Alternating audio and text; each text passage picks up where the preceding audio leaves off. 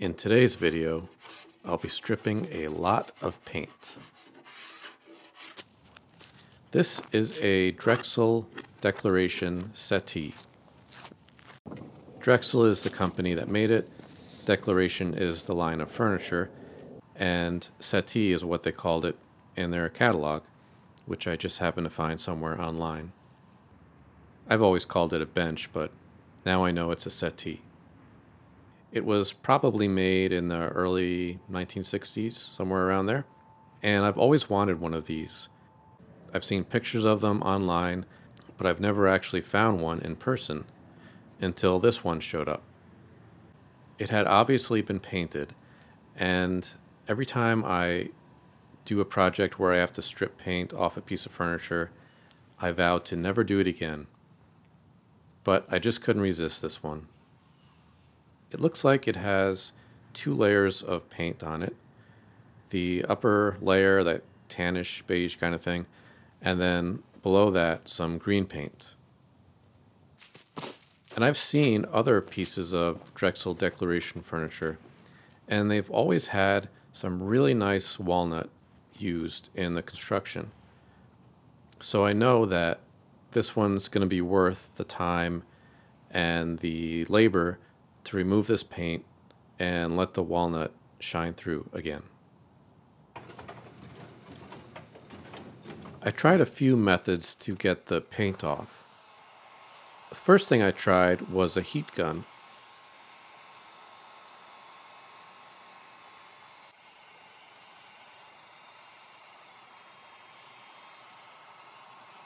And that did sort of work, but I had to apply a lot of heat around a lot of the glue joints, and I was a little bit nervous about loosening the glue joints with the heat, so I decided not to use that. And then I tried scraping, and that did work, but it was going to be a lot of time and labor if I just used the scraper on all this paint. So I decided to use a combination of the scraper and a chemical stripper. Sometimes I would just scrape off the top layer of paint. That layer was pretty easy to get off with the scraper. But the green layer underneath was really hard, and it was really tough paint. So for that, I mostly just let the stripper do the work.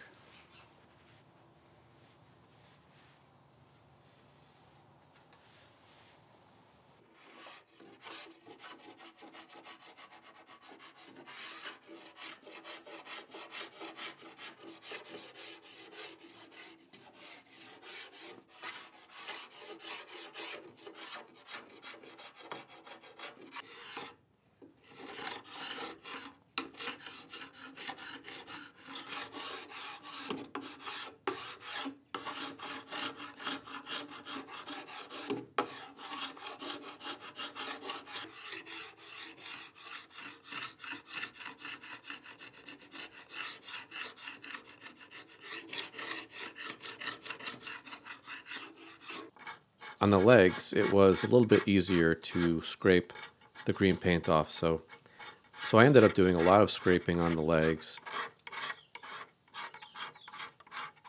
But I did still use some stripper to get whatever was left.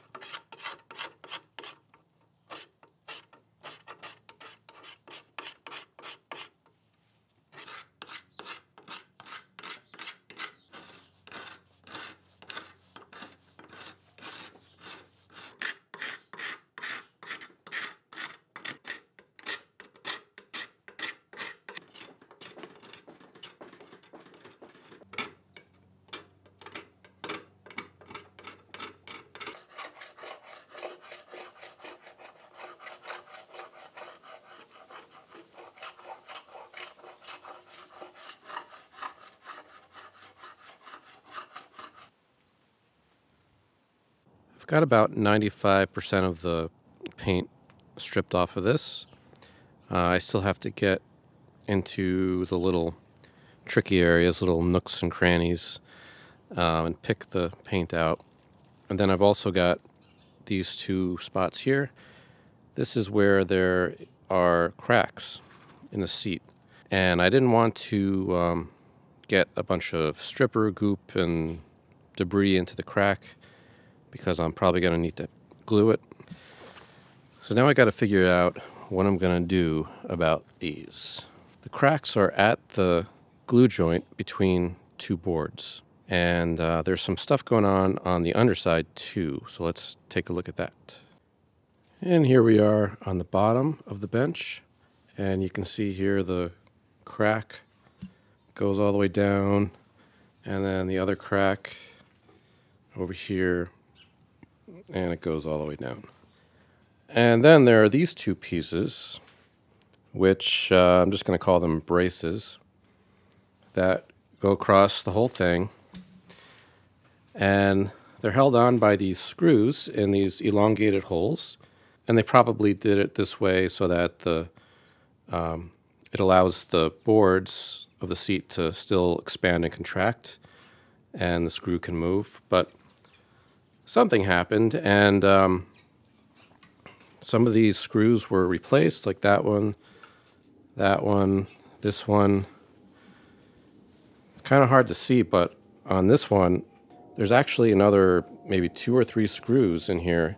You just can't see the heads of them, but if you look down here, you can kind of see them.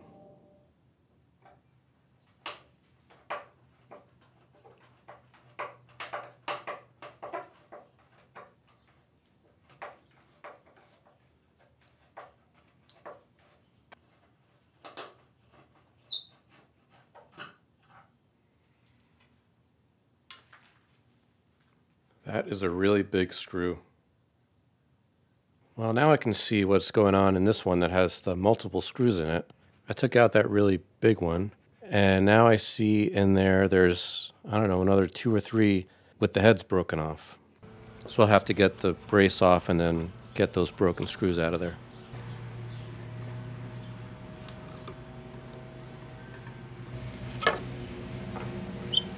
This one might be tough. The head's a little bit stripped.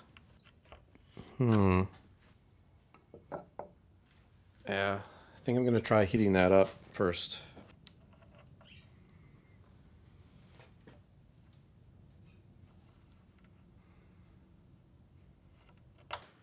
Try it again.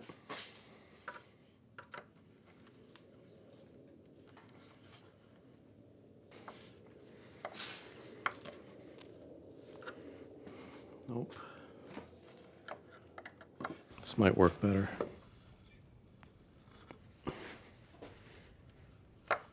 There it goes.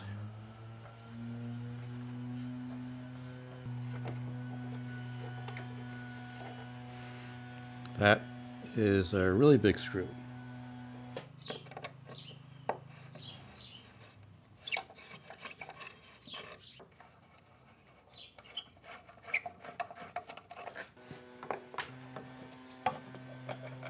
Wow.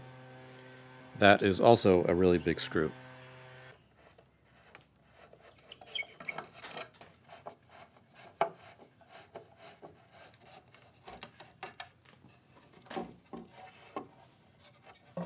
Something is holding this on.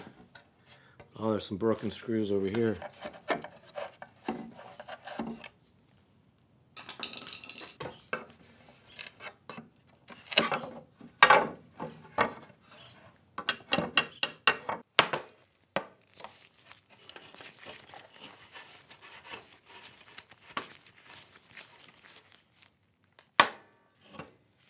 Now I have to try and remove these 3 broken screws.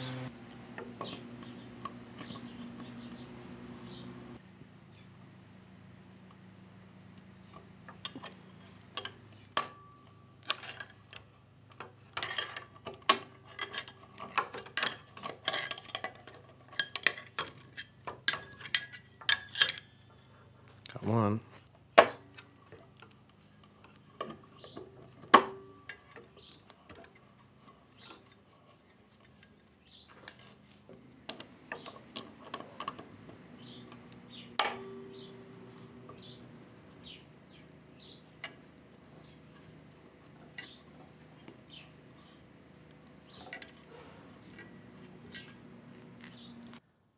Okay, so this crack opened up nicely when I took the brace off.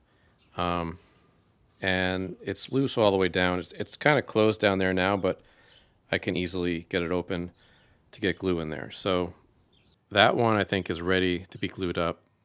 And then this one, so I got this crack opened up more, at least at the top. And I think this is just as good as it's going to get. The reason it's not coming apart at the bottom is because it's not split there yet. It's still together. So no sense in splitting that. I'll just glue up the part that is already split. I'm going to glue these up one at a time. And I'm using hide glue here. Hide glue has a couple of advantages. One is it's easy to clean up with water. And also the joint can be taken apart at a later date relatively easily with heat and or water. And that's good for something like chair legs where years down the road somebody might need to take the joint apart to repair it again. But I don't expect anybody to ever have to take these joints apart in this seat. So I'm using this in case I screw this up the first time and need to do it over again. It won't be too difficult to take it apart and try again. I didn't get much footage of the glue up because I had to move pretty fast. But now it's been sitting for about 15 hours and I'm going to take the clamps off, see how it looks. Looks good. On to the next one.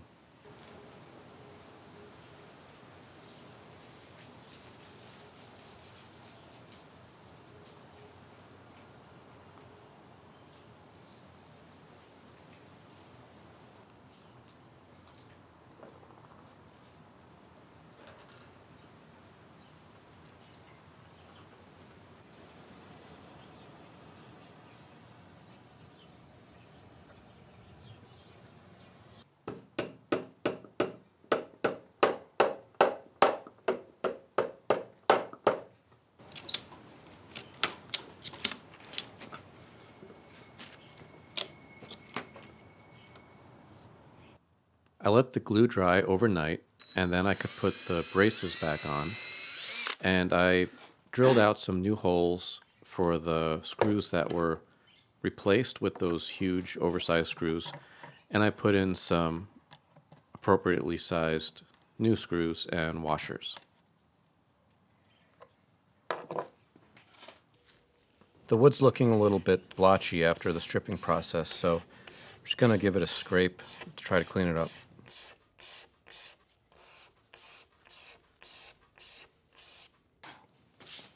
And I'm just using a utility knife blade for this.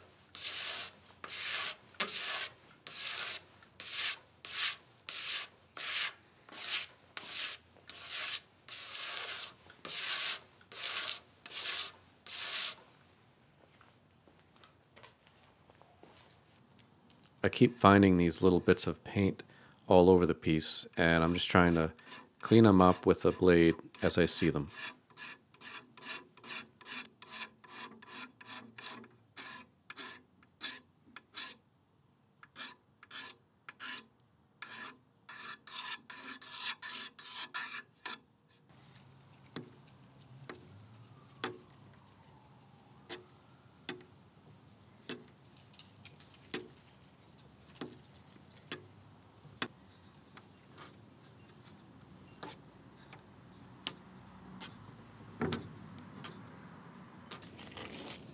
Now it's time for the finish, and I decided to use some... Oh, hi! I didn't see you there. I've got merch. See the link below, or up here somewhere, maybe. Thanks. Danish oil, clear Danish oil. And before I apply this, I went over the piece with some 180 grit sandpaper because I was thinking that the surface might actually be too smooth after the scraping, and it might not absorb any Danish oil, so I just roughed it up a little bit with the sandpaper.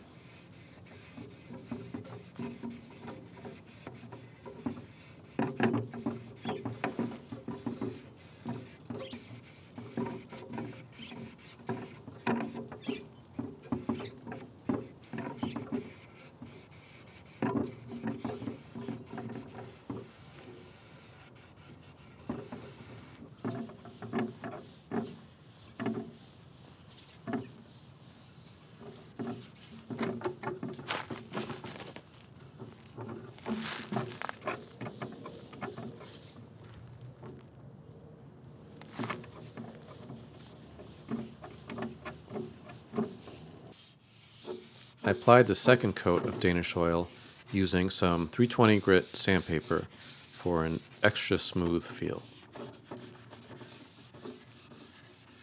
And for the finishing touch, I'm going to put the arms back on. So there are two threaded inserts that go into the arm. This is one, and this one goes here. And then there's this one. And this goes in here. And the screw goes in from the bottom.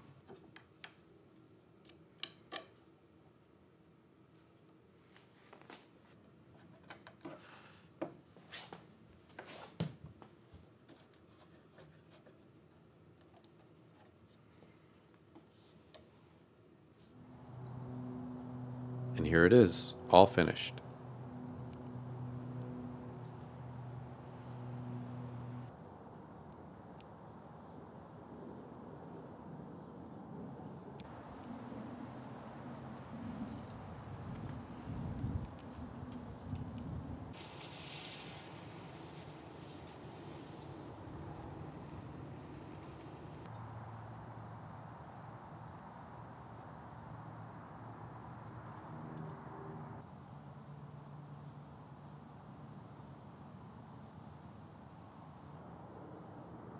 Thanks for watching.